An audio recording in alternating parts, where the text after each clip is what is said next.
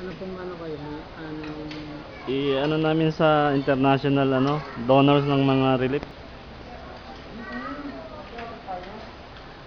Christian Media ang ano ko, Ang sinsalihan mo? ang aming organization.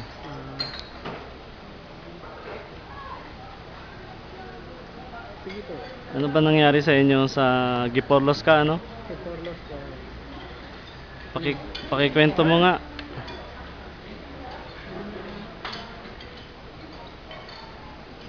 Kahit doon lang sa pamilya mo, anong nangyari?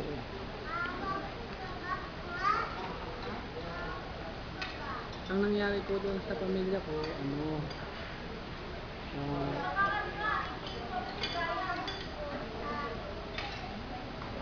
ganun din, parang nangyari din sa iba na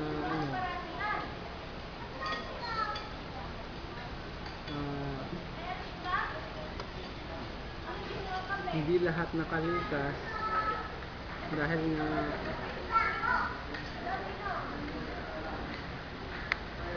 naniniwala doon sa sa Warning?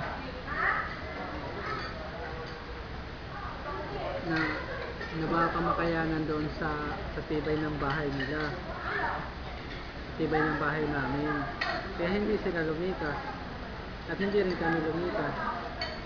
Pero ano nangyari sa mga bahay ninyo? Nagkasira-sira lahat. Ilan ang casualty sa may lugar niyo? Bali 3 po. Sa pamilya mo, kompleto naman. Kompleto po sila, walang gas-gas, walang sobat. So, saan ka papunta ngayon?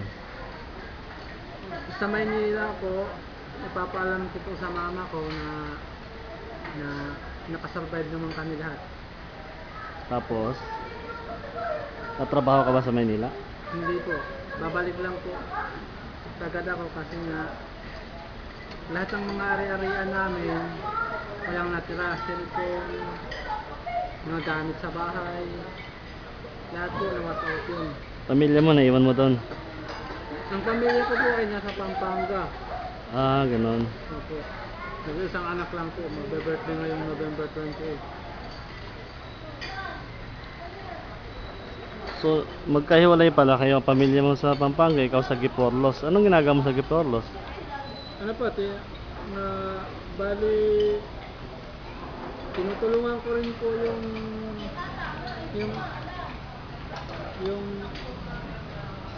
auntie ko at mga pinsan ko para sa kabuhayan din nila. Ano ba ang kabuhayan niyo doon?